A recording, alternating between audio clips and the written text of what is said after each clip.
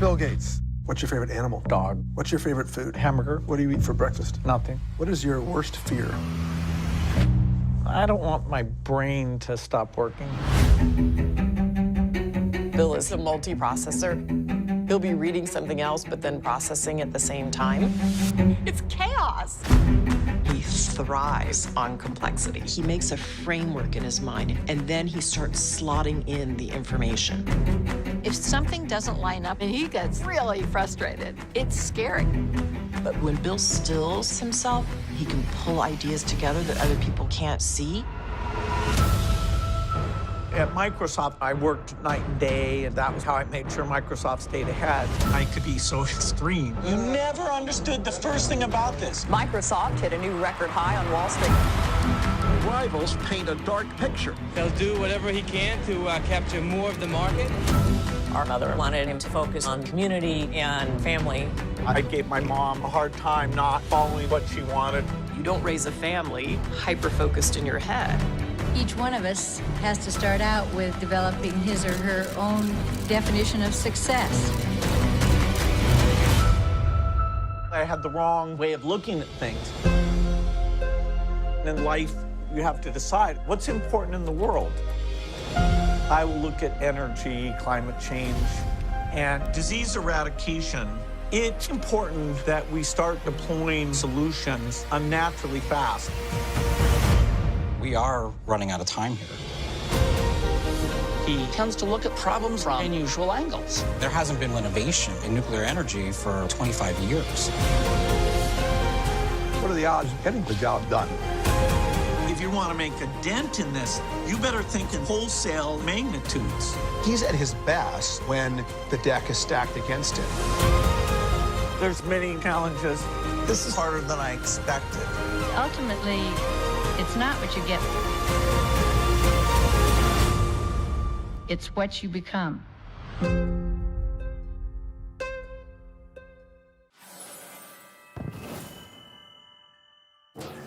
Ce que vous venez de voir est la bande-annonce d'un documentaire, on peut le dire, assez élogieux sur Bill Gates, présenté comme l'un des plus grands philanthropes du monde. Lionel Astruc, bonjour. Bonjour. Alors vous êtes écrivain et journaliste, vous avez publié L'art de la fausse générosité sur la fondation Bill et Melinda Gates aux éditions Actes Sud, un livre enquête qui dévoile un peu la face cachée de la fondation la plus puissante du monde et de la pseudo-générosité de Bill Gates. Quelle est votre réaction en voyant cet extrait du documentaire ?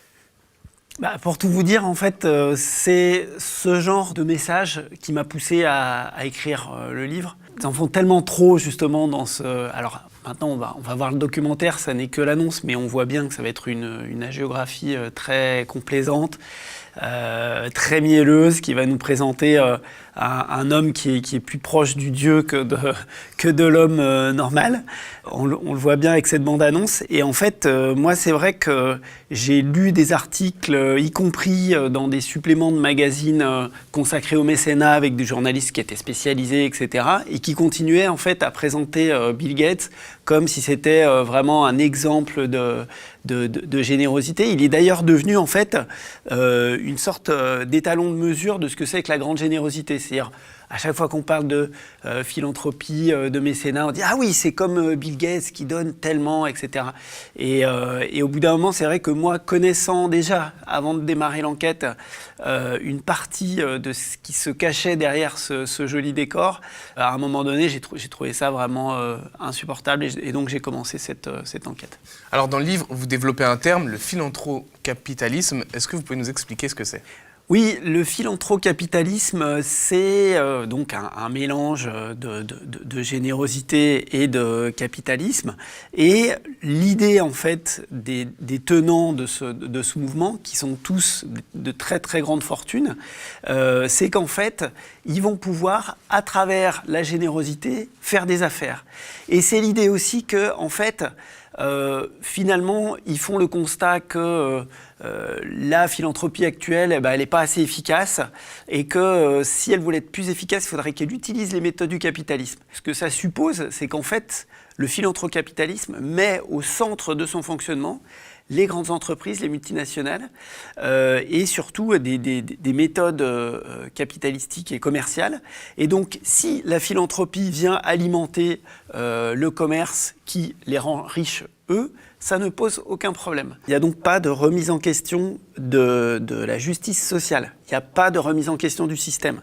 En fait, ce qui est dingue, c'est que l'argent de la fondation provient d'investissements auprès de grandes entreprises, des grandes entreprises qui contribuent justement à la pauvreté dans le monde. Ça, est-ce que vous pouvez nous expliquer ? Le financement de la fondation Bill et Melinda Gates, c'est vrai que ce qu'on voit de l'extérieur, c'est on a l'impression qu'il y a des dons très importants qui sont faits. Bon, en tant que journaliste, on doit en fait simplement, je crois, analyser les faits. Et les faits, c'est que entre 2011 et 2019, eh bien, la fortune de Bill Gates, elle est passée de 56 milliards à 96 milliards d'euros. Donc elle a augmenté de 40 milliards d'euros en 8 ans.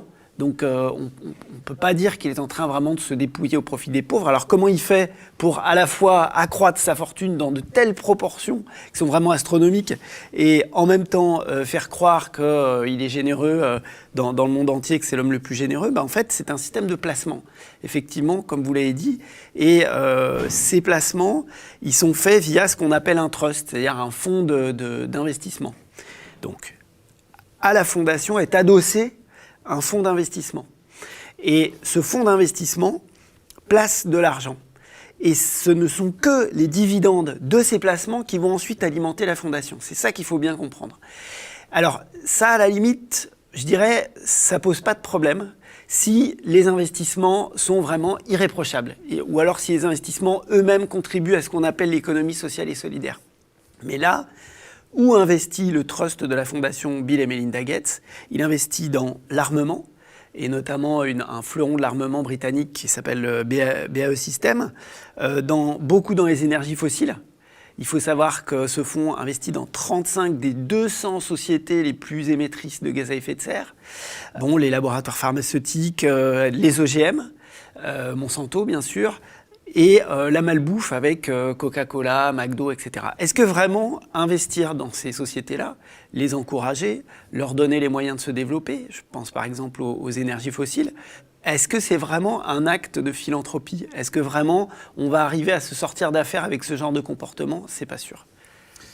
La Fondation Gates couvre des domaines très vastes, tels que la santé, l'éducation et l'agriculture. Mais alors, sous couvert de philanthropie, c'est ce que vous révélez dans le livre, en fait, sa fondation, elle aide surtout des grands groupes à conquérir des marchés comme Coca-Cola, par exemple. Oui, c'est ça qui est vraiment...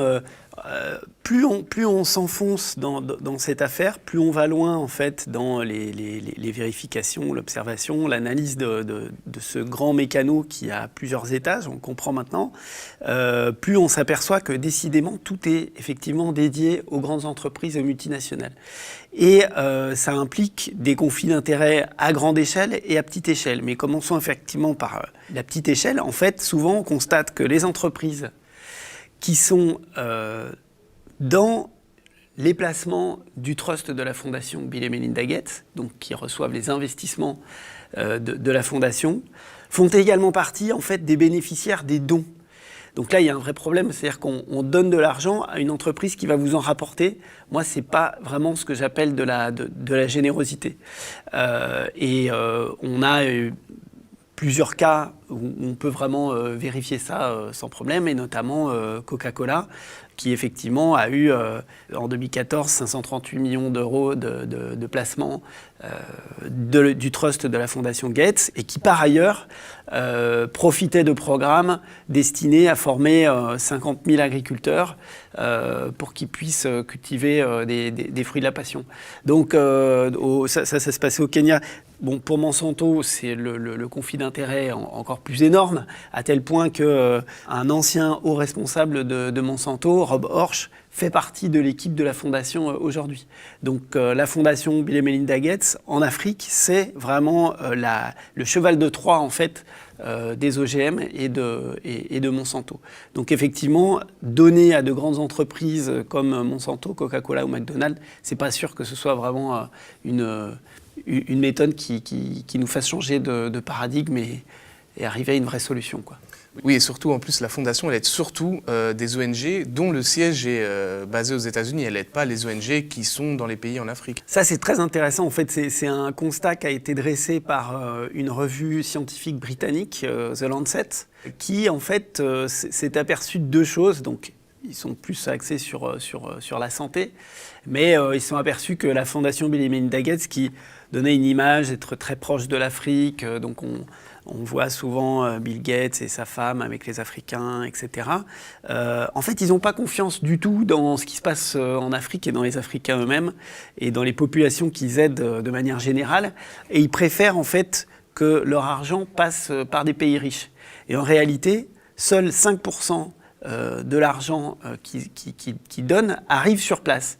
Les conséquences de ça, en fait, c'est que ces Africains dans lesquels il n'a pas confiance du tout, et auxquels il prétend en fait apporter des solutions venues du haut sans trop leur demander leur avis, ne peuvent pas développer leurs infrastructures de recherche, de soins, etc.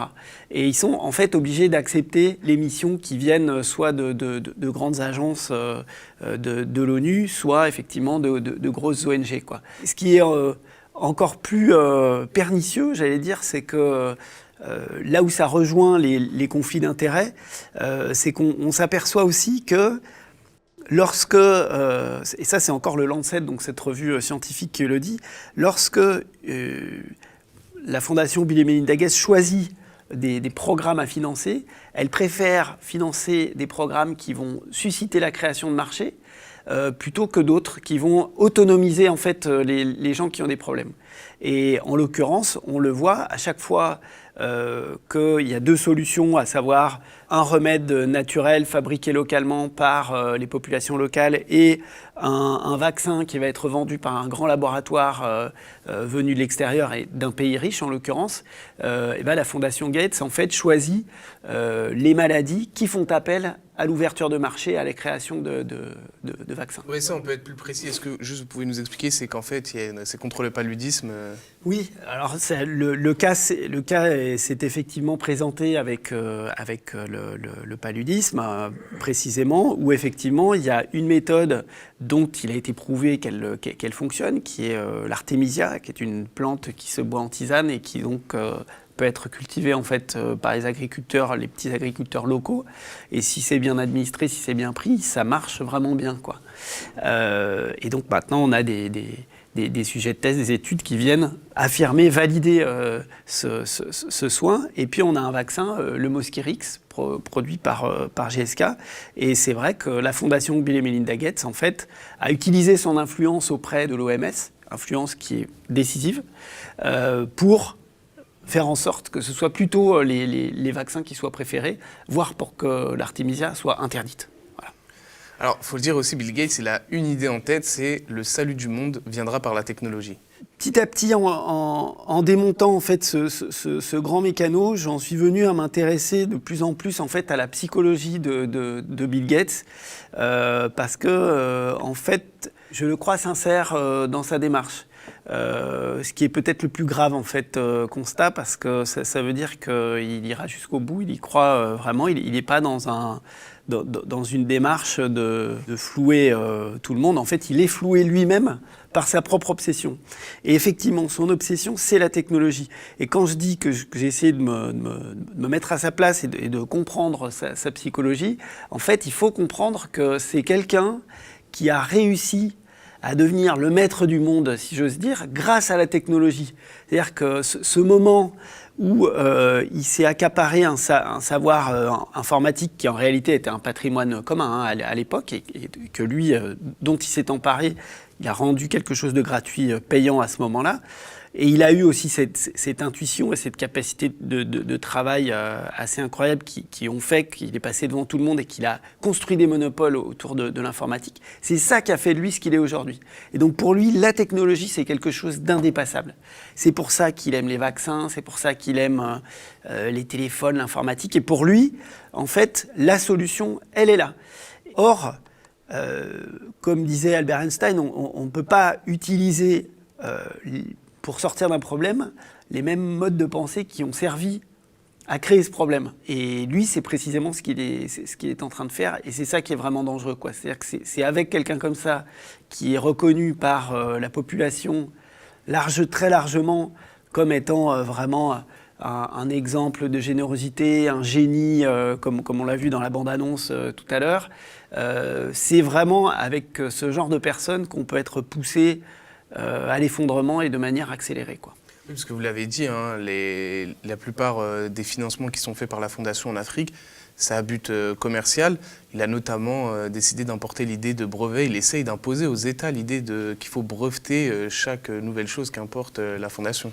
En fait, il a une stratégie en Afrique qui est double et qui a pour objectif d'imposer les semences commerciales, les semences brevetées, les OGM. Et cette technique, en fait, elle consiste à dire de manière très hypocrite qu'il n'y a aucun problème, les semences libres et paysannes, qu'elles se développent, qu'elles continuent, mais nous, à côté, on va développer des semences commerciales. En réalité, il fait un lobbying très intense auprès des gouvernements africains, et plus ces semences commerciales sont acceptées, en fait, dans ces pays d'Afrique, plus la réglementation devient dure, et plus les semences libres, en fait, sont marginalisées. C'est-à-dire que plus vous avez de semences commerciales, plus les semences paysannes sont difficiles à faire accepter d'un point de vue réglementaire. C'est-à-dire qu'en fait, il essaye d'écraser avec une arme juridique les semences libres. Et la deuxième stratégie qu'il emploie en Afrique, et on l'a vu notamment au Malawi, c'est que sa fondation, prétendant aider en fait les petits distributeurs de graines, va en fait les former à la vente de graines commerciales et faire augmenter la proportion de graines, et notamment Monsanto, vendues dans ces endroits-là. Et ça, on le voit, je vais dire chiffre à l'appui, il fait augmenter le chiffre d'affaires de Monsanto dans ces pays-là, quoi. Alors vous dites aussi que ce qui fait qu'il est autant acclamé par les médias, c'est la mainmise qu'il peut avoir sur eux à travers l'argent implanté aussi dans les médias.